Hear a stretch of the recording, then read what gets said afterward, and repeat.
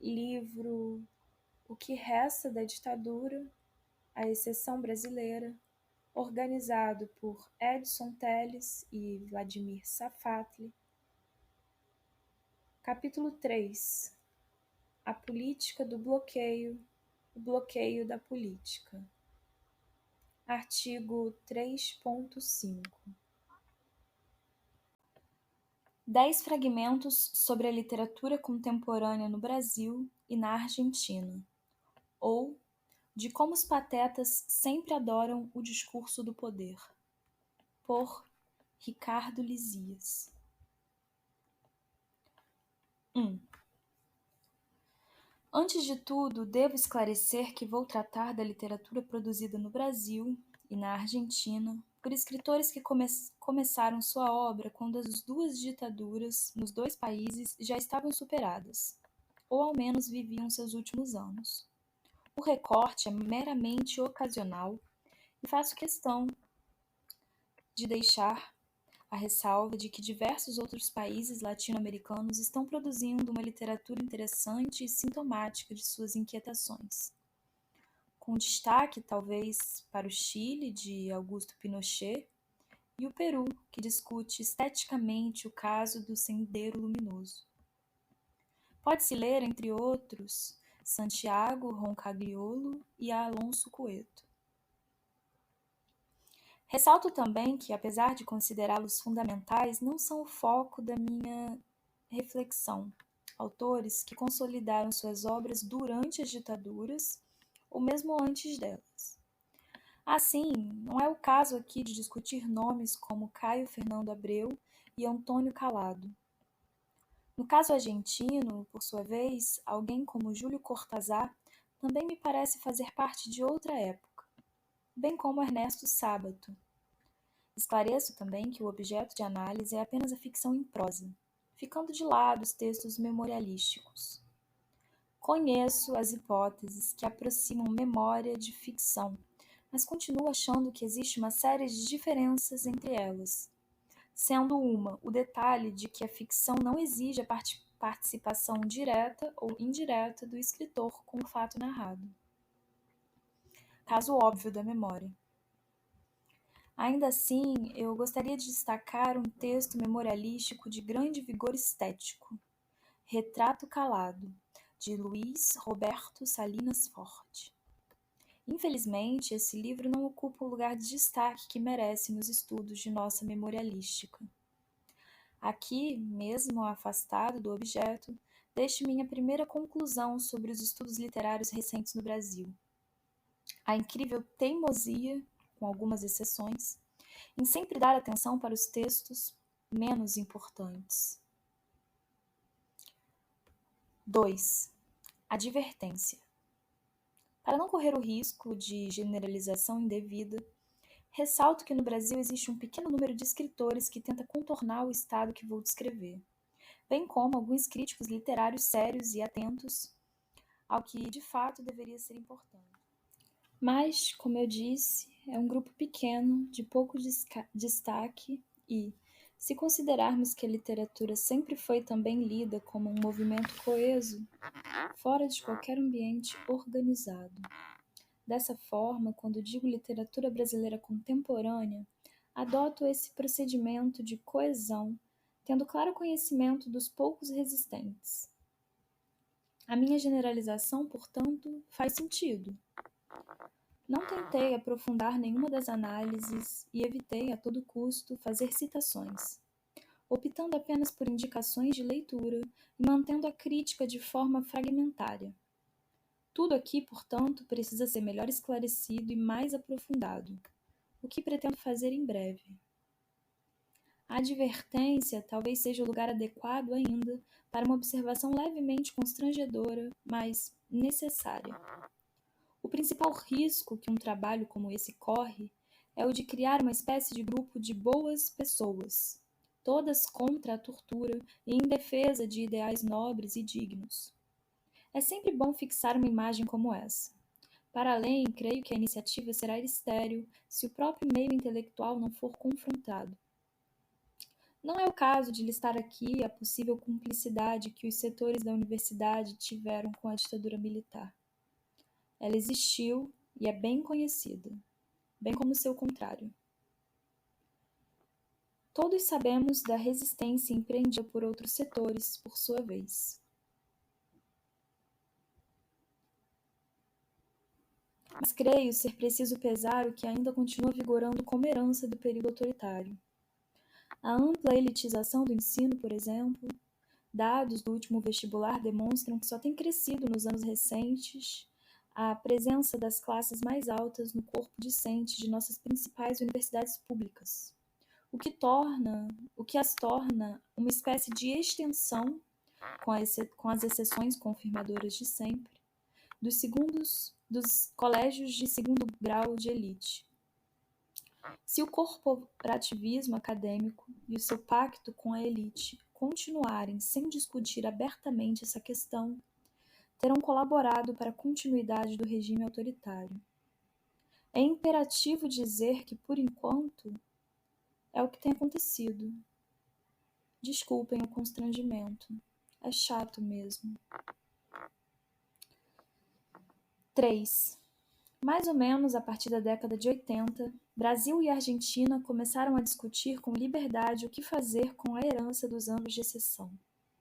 A literatura brasileira vivia, como eu acabei de citar, o previsível boom memorialístico, com o impacto de lançamentos de, entre outros, O Que É Isso, Companheiro, de Fernando Gabeira, e Os Carbonários, de Alfredo Sirques. Ainda no comecinho da década de 80, para ser mais exato, o que é isso, companheiro, é de 1979. Parecia haver uma certa excitação no ar,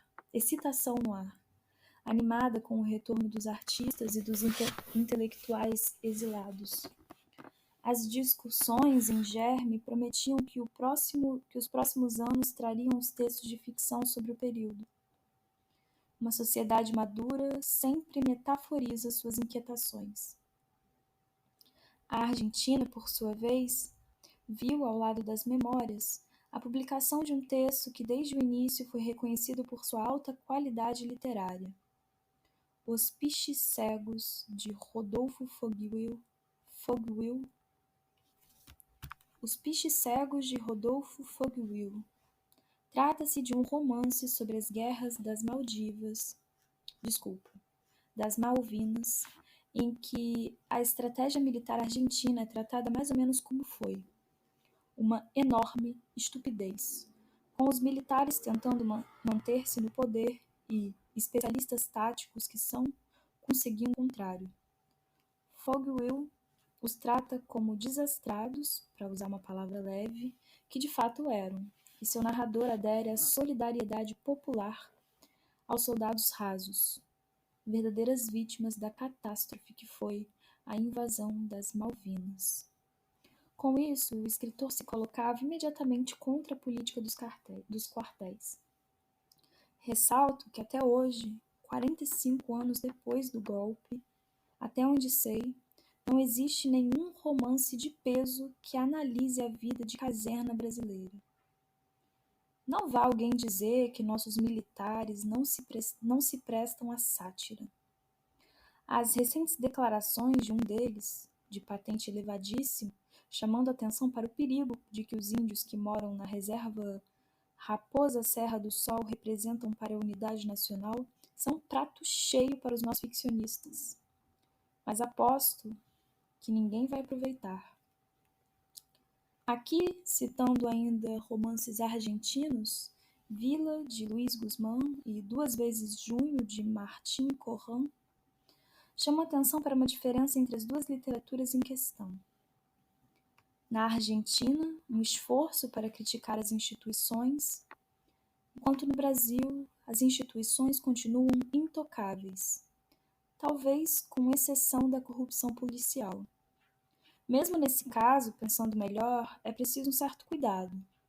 Um romance como O Invasor, de Marçal Aquino, por exemplo, mostra uma polícia corrupta, mas em um meio em que todo mundo é.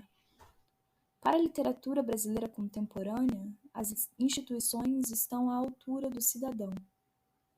Elas, assim, não são questionáveis e se corromperam porque merecemos, já que seríamos todos corruptos. Esse é o pensamento conservador. 4. Restava esperar que a década de 90 no Brasil assistisse ao lançamento da ficção que, enfim, discutiria os traumas nacionais. Na Argentina, foi o que se viu. Podendo acrescentar aos livros já citados a sutil crítica à opressão política cunhada por Juan José Saer e Ricardo Piglia, indiscutivelmente dois dos melhores escritores do mundo contemporâneo. Aliás, seus romances de maior impacto estético, ambos tendo o clima de opressão como cenário sutil e alusivo, saíram antes da ditadura militar terminar. Respiração Artificial, de Piglia, e Ninguém Nada Nunca, de Saer, são de 1980. Os argentinos, portanto, não aguardam as memórias para fazer ficção. A literatura brasileira, porém, simplesmente esqueceu da ditadura militar, deixando-a relegada a poucos textos, no mais das vezes de fôlego estético reduzido. Ao contrário, o que surgiu aqui foi a recriação ficcional da chamada violência urbana, uma espécie de assombração das classes médias altas e um problema real para as classes baixas. Dizendo sem meias palavras, os privilegiados no Brasil vivem com medo de levar um tiro, quando, na verdade, o tiroteio quase que só se dá em lugares onde eles nunca irão. São Paulo é tão violenta quanto a faixa de Gaza se você estiver em Capão Redondo. Se você estiver na Vila Madalena, aí a cidade é tão segura quanto a Bélgica. A violência que atinge as classes médias e altas no Brasil é residual. É bombástica mesmo só para a imprensa. A história, por sua vez, via entre nós a confirmação de que nem os militares e nem a força policial deveriam ser julgados pelos abusos. Até porque são eles que garantem a continuidade da paranoia com relação à violência. Repito que é apenas um artifício para esconder a mais selvagem opressão econômica. Aqui posso citar vários autores, como o próprio Marçal Aquino ou, por exemplo, Fernando Bonassi. A lista é longa. Os anos 90, na Argentina, foram outros. Os militares torturadores começaram a ser levados à justiça. A literatura lá, no entanto, vem repetindo desde aquela época. É pouco. Somos historicamente alienados. Aliás, um romance recente, Ciências Morais, de muito sucesso por lá, afirma categoricamente: os argentinos não prestam atenção ao seu passado traumático. Isso porque o autor não viu o Brasil. Minha terceira conclusão: a literatura brasileira contemporânea adere a todos os anseios, paranoias e procedimentos de controle econômico da classe dominante, recusando-se a ocupar a contramão do discurso do poder. Resistir ao senso comum sempre foi tradição da arte de maior voltagem estética. Ela, portanto, existe em carga muito diminuta no Brasil. 5. De lá para cá, por aqui toma força também uma afirmativa curiosa, secundada pela maior parte dos escritores, a de que os textos literários, produzidos nas últimas 2 décadas, não teriam ideologia alguma. Entre um sem fim de declarações, cito uma de um escritor de sucesso à imprensa. Como pessoa, sou de esquerda. Já meus livros não têm ideologia.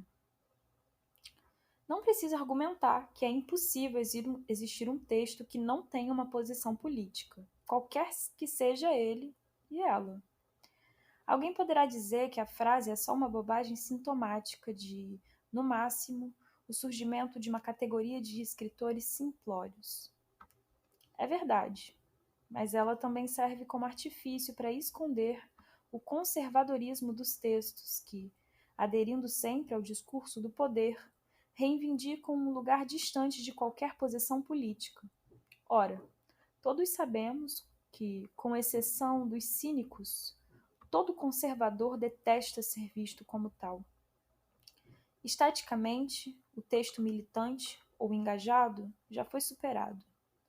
No entanto, o fator ideológico presente em qualquer manifestação de linguagem é incontornável. Daí minha próxima conclusão. Ao negar um lugar político inevitável, nossos autores estão, na verdade, tentando esconder o seu conservadorismo. 6. Já no final da década de 90, entrando no século XXI, a literatura brasileira assiste a um outro fenômeno. Esse um pouco mais sutil, mas também bastante revelador. Para o centro do debate vão os chamados escritores marginais, aqueles que habitariam as regiões periféricas das cidades grandes, sobretudo São Paulo, e em sua ficção falariam dos problemas que testemunham no dia a dia violento. Esse grupo de textos recebeu imediata e extrema simpatia por parte da crítica acadêmica e, ao mesmo tempo, do mercado editorial. Um dado curioso.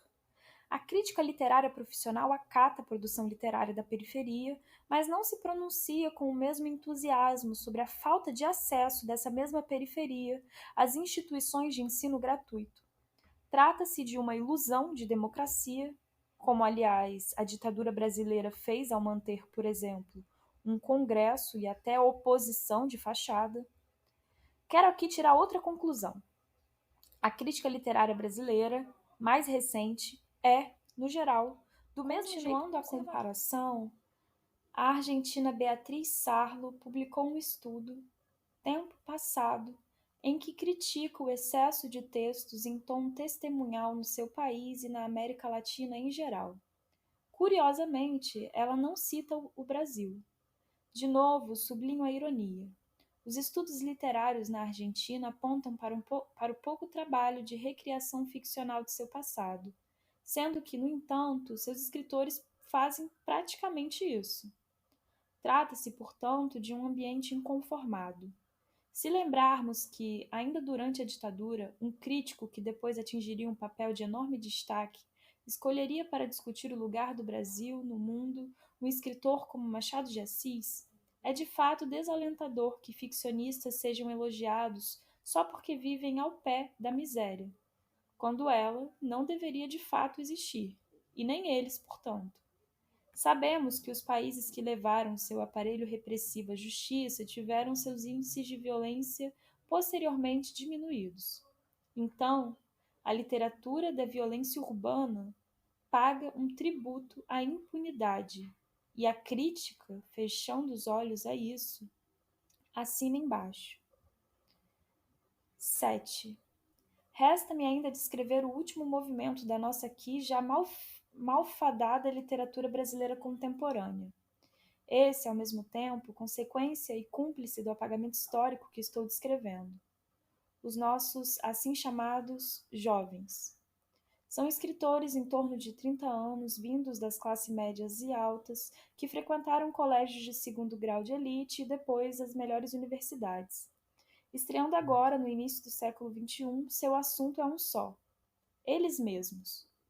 Em estilo de redação escolar dos bons colégios que frequentaram, tratam de angústias comezinhas e miúdas, do medo do desemprego e, sobretudo, de suas façanhas sexuais. Aqui é possível enxergar uma espécie de desbunde de elite, ou um simulacro dele, para ser mais exato, muito comedido e obviamente fora de lugar e de tempo. Como o nosso maio de 68 foi sufocado, a garotada está cuidando de fazer outro. Claro que sem nenhuma das reivindicações políticas do movimento europeu. Nicolas Sarkozy adoraria a nova geração de escritores brasileiros. O que isso pode significar? É a confirmação de que a literatura brasileira contemporânea abandonou qualquer inquietação séria quanto ao seu país e praticamente assumiu o pacto com o discurso do poder econômico e político. Ora, todos sabemos que é um hábito da elite brasileira a festa em louvor de si próprio, enquanto o país continua afundando. Os jovens girando ao redor do próprio umbigo são a cara do nosso país. Além do programático e meio virtual microdesbunde de nossos jovens, há outro caso curioso de descompasso histórico na nossa ficção contemporânea. O que inadvertidamente Luiz Rufato está criando em Eles Eram Muito Cavalos. O escritor mineiro tomou emprestada a forma de dois romances que marcaram a época da ditadura militar, Zero, de Inácio Loyola Brandão, e A Festa, de Ivan Ângelo, para fazer uma espécie de painel da cidade de São Paulo, sobretudo, mas não apenas, pelo viés das pessoas mais simples. O processo de Brandão e de Ângelo claramente procurava recriar a atmosfera de incompletude e de fragmentação dos sentidos e dos símbolos que todo período autoritário gera.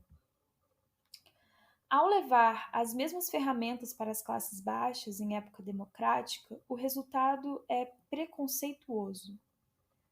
Pessoas simples não se constituem necessariamente de maneira fragmentária ou incompleta. Depois disso, e agora chega ao cerne do problema, Rufato passou a escrever uma série de livros de contos, todos protagonizados por operários de uma cidade pequena, amalgamando tanto os autores já citados como alguns procedimentos da vanguarda do início do século XX e outros utilizados.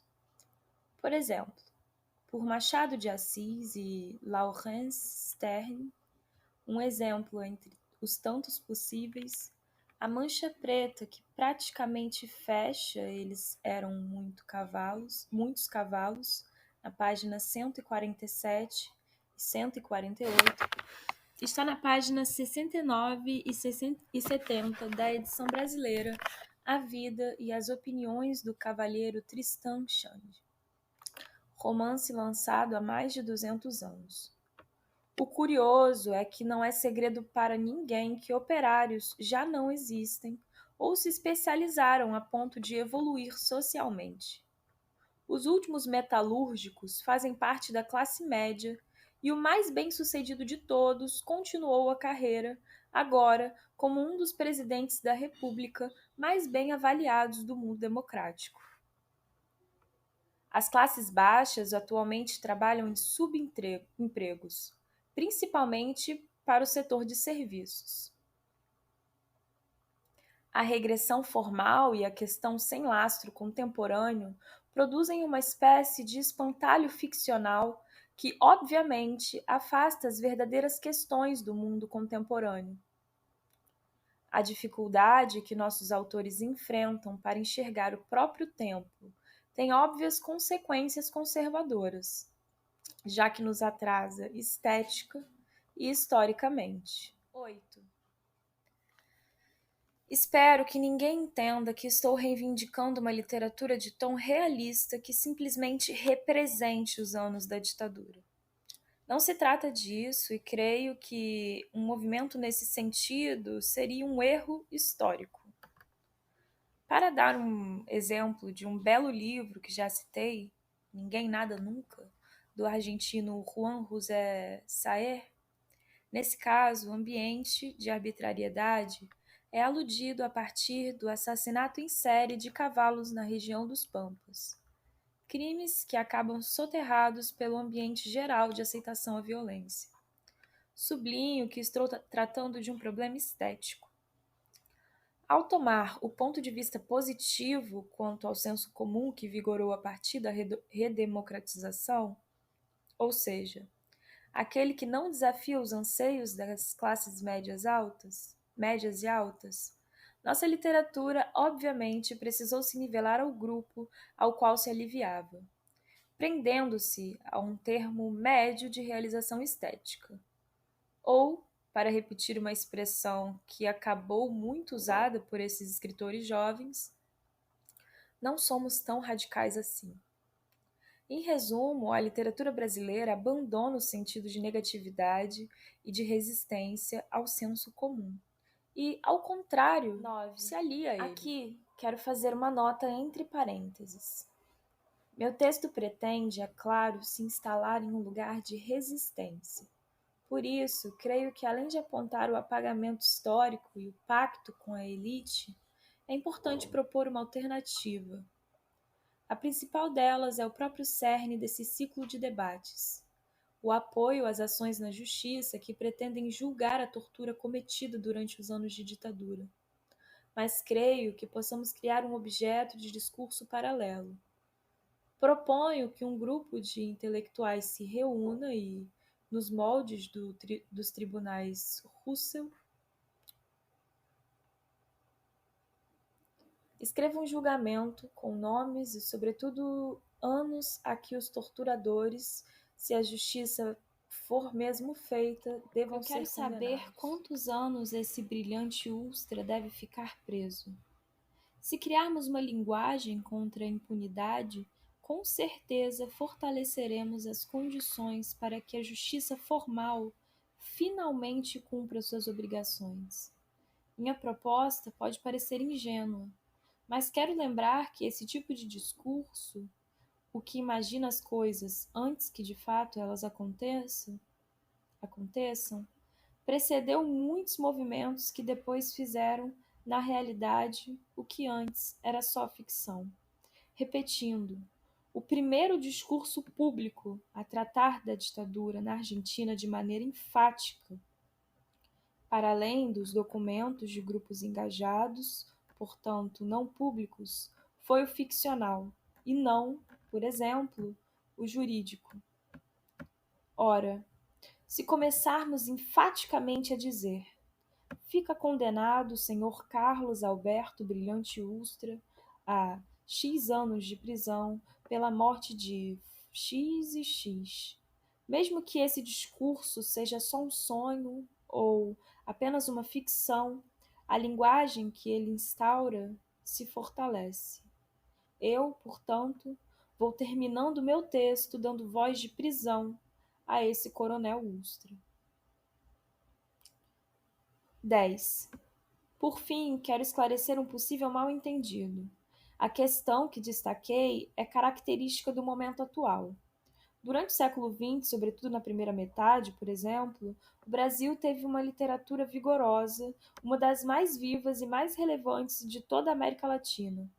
O fenômeno é recente e, mesmo isso, já que coincide com a época da redemocratização, denuncia como os anos de ditadura não foram, de fato, tratados como deveriam.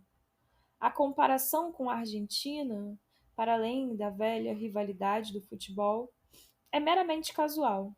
Se comparada ao Chile e ao Peru, por exemplo, a literatura brasileira contemporânea também teria sua esqualidez estética evidenciada. Qual pode ser a minha principal conclusão, além das parciais que já apresentei? Talvez a de que o discurso que tenta sorretar as graves violências perpetradas pelos militares durante a ditadura tem uma força ainda maior do que a estimada até aqui.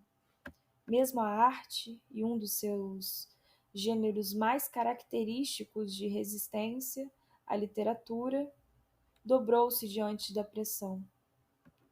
E, para voltar de vez ao meu início, concluo com uma pergunta feita por Salinas Forte, no final de Retrato Calado. E tudo ficará na mesma? Os mesmos senhores de sempre continuarão tranquilos, comandando como se nada tivesse acontecido? O dia em que a ficção brasileira puder responder: não, os torturadores estão presos. Nossa literatura voltará a ser digna de artistas que, em sua época, desafiaram todo tipo de poder, como, para terminar por cima, Graciliano Ramos e Machado de Assis.